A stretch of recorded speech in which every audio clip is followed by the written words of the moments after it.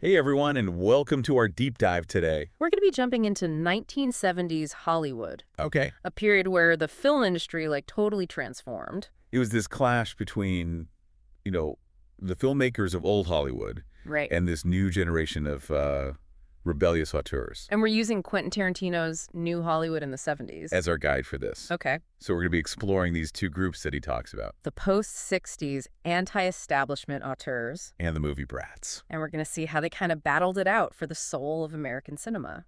It's really fascinating to think about this period. Yeah. Because it wasn't just about, stylistic choices or preferences. It was a full-blown cultural clash. A seismic shift Right. that reshaped the landscape of filmmaking. And in a way, it mirrored the broader societal changes happening in America at the time. Absolutely. And Tarantino sets the scene with this great anecdote. About Dennis Hopper, fresh off the success of Easy Rider. Basically telling legendary director George Cukor, And his whole generation. we're going to bury you.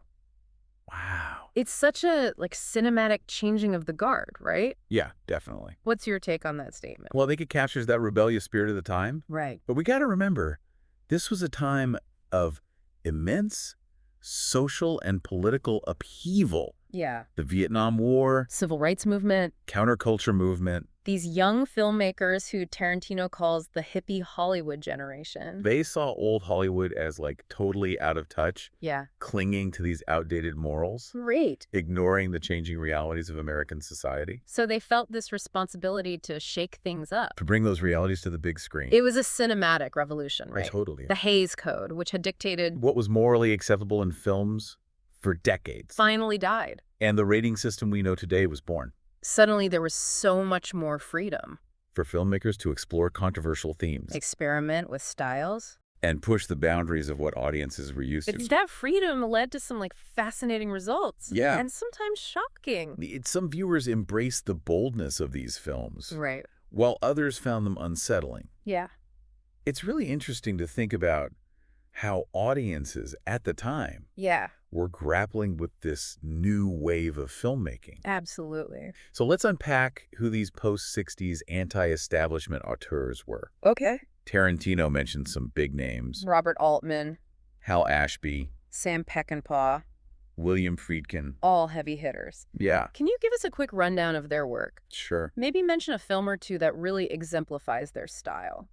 Each of these directors had a unique voice, Yeah. but they were all kind of united by this willingness to challenge conventions Right. and explore those darker sides of American life. Take Robert Altman, for instance. His film, MASH. It was a satirical black comedy. Oh, I love that film. So sharp, Exactly. so subversive, Then you have Hal Ashby. whose film Harold and Maude was this quirky, dark comedy about love and death and rebellion against societal norms. So different from the typical Hollywood fare at the time. Yep. And then you've got Sam Peckinpah, His film, The Wild Bunch, completely redefined the Western genre. with its graphic violence and morally ambiguous characters. A far cry from the romanticized Westerns of John Wayne's era. It's amazing how they took this familiar genre Yeah. and turned it on its head. And finally, William Friedkin. He brought a gritty, almost documentary-like realism to the crime thriller genre. With his film, The French Connection. These filmmakers were really pushing the envelope. They were. But Tarantino also points to another major influence on their work. European cinema. Right. He argues that after World War II, European films matured, tackling complex themes challenging audiences. in ways that American films, by and large, weren't doing. Absolutely. The anti-establishment auteurs drew a lot of inspiration from European masters. Like Fellini and Yes. and Bergman. These filmmakers showed them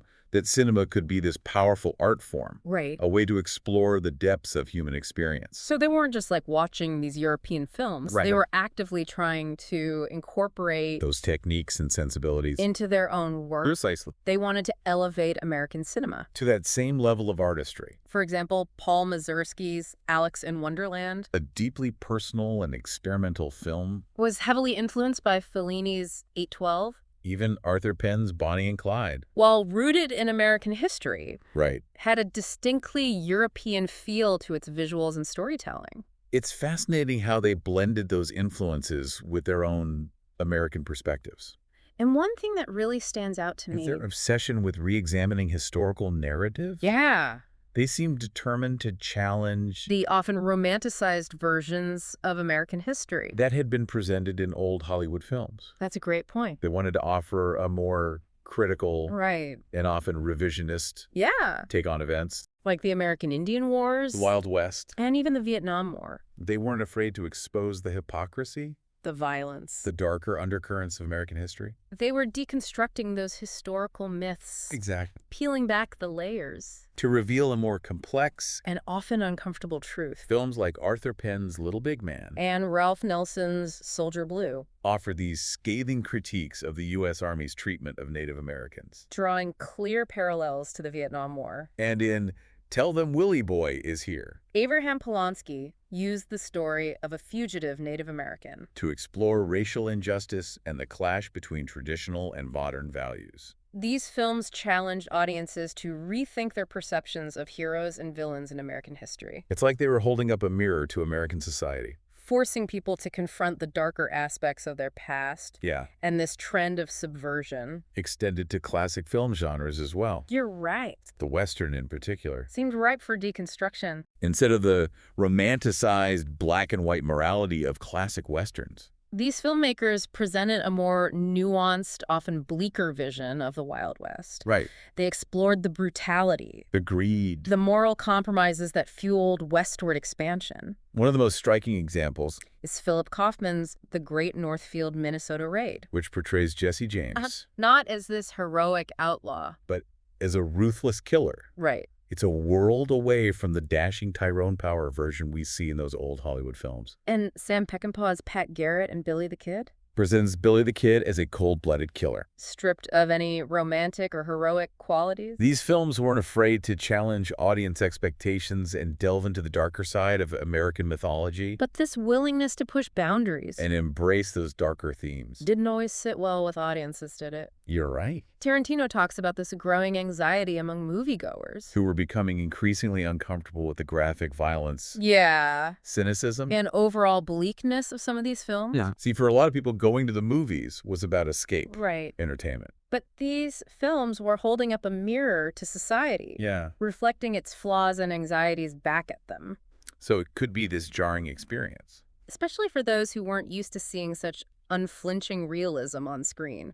It's interesting how Tarantino contrasts the critical acclaim Yeah. these films often received With the more lukewarm on reception. mainstream audiences. He mentions films like The Panic in Needle Park, Joe and Play It As It Lays. films that explored drug addiction, Right. societal breakdown. This general sense of disillusionment. And while they resonated with critics and a certain segment of the audience, They also alienated viewers who might have been looking for something lighter. more escapist. It's as if Tarantino is suggesting that not everyone was ready. For that level of darkness and cynicism, Right.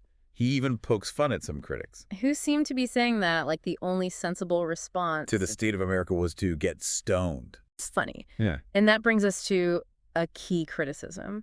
That was leveled at the anti-establishment auteurs, Okay. that they were too pessimistic. Too fixated on the negative aspects of American life. And it's here that the next wave of filmmakers The movie brats. entered the scene Right. with a very different approach. Okay. And that's a perfect segue. We'll be right back to explore how the movie brats shifted the tide in Hollywood. The movie brats, as they came to be known, weren't interested in tearing down genres Right. or dwelling in darkness. They had a different kind of energy. Yeah, A sense of optimism. right. And a love for the magic of cinema. Yeah, it felt like they wanted to bring back the fun, The excitement. the pure entertainment value of movies. Totally. You know, while the anti-establishment auteurs were dissecting genres, Yeah. the movie brats were embracing them. Wholeheartedly. And remember, these were young guys. Right. Spielberg. Lucas, De Raphael. Palma. Yeah. They grew up watching movies on TV. Immersing themselves in those classic genres. Westerns. You Thigh adventures. Right. And their films reflect that deep love and knowledge of film history. It's like they were remixing those classic But elements adding their own youthful energy. and creating something entirely new. Right. And let's not forget that they were the first generation of directors to emerge from formal film schools. That's right. They studied the masters, Yeah. experimented with different techniques. They really honed their craft. They were film geeks in the truest sense, Totally. passionate about pushing the boundaries of what cinema could do. It makes me think about how different their approach to historical films was. Compared to the previous generation, Yeah. the anti-establishment auteurs wanted to deconstruct those historical myths, While the movie brats seemed more interested in creating new myths, drawing inspiration from history to craft exciting and entertaining stories. like think about Star Wars, for example. Right. It's a space opera. Rooted in classic myths and archetypes. But it's also a completely original and groundbreaking film. That captured the imaginations of millions worldwide. And speaking of capturing imaginations... Let's dive into Jaws for a moment. Okay. Tarantino considers it a turning point in Hollywood history. He says, easily the best movie ever made.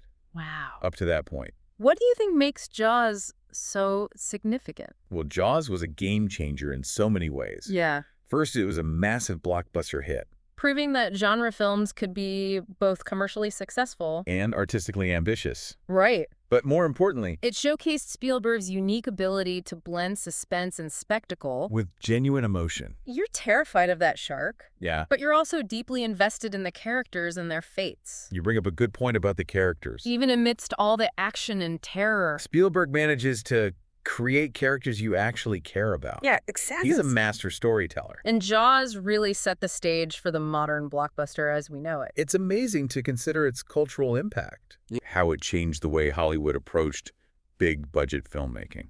Tarantino also highlights another interesting distinction: Between these two generations of filmmakers. their relationship with something called exploitation cinema. Right?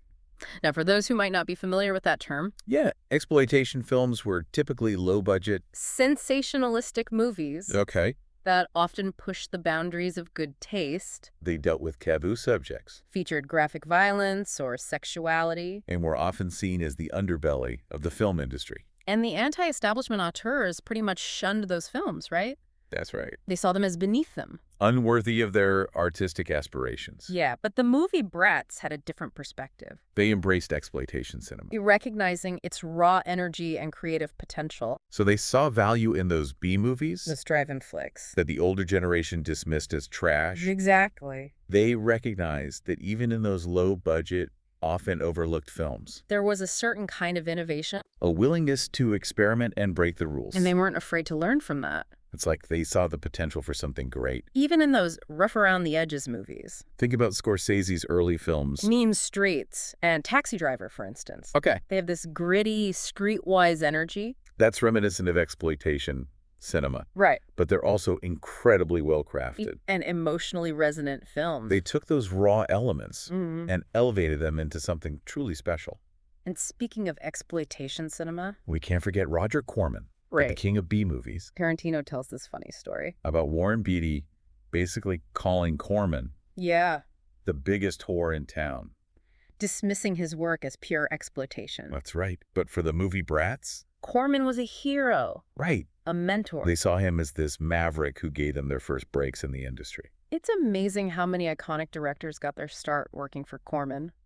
Coppola, Scorsese, De Palma, Jonathan Demme, James Cameron. the list goes on and on.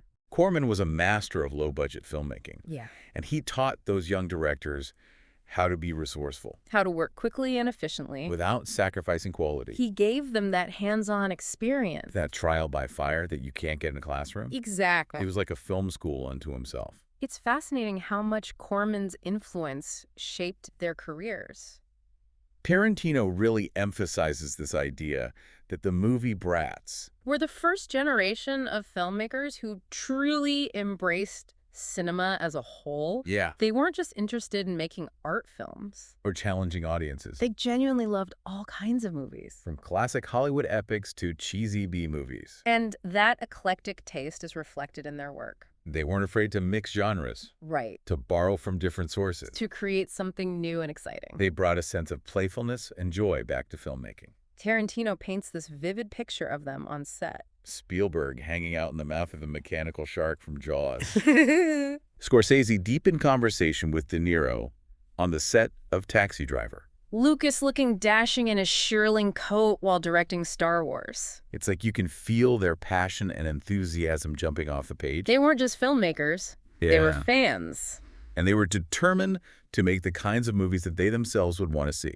And that enthusiasm is contagious, Right. isn't it? It's what draws audiences in, Yeah. what makes their films so enduring. It's like they're inviting you to share in their love of cinema, So we've got these two distinct generations of filmmakers. each with their own approach to cinema. But what does it all mean? What's the lasting impact of these two movements? Well, that's the big question, isn't it? Yeah.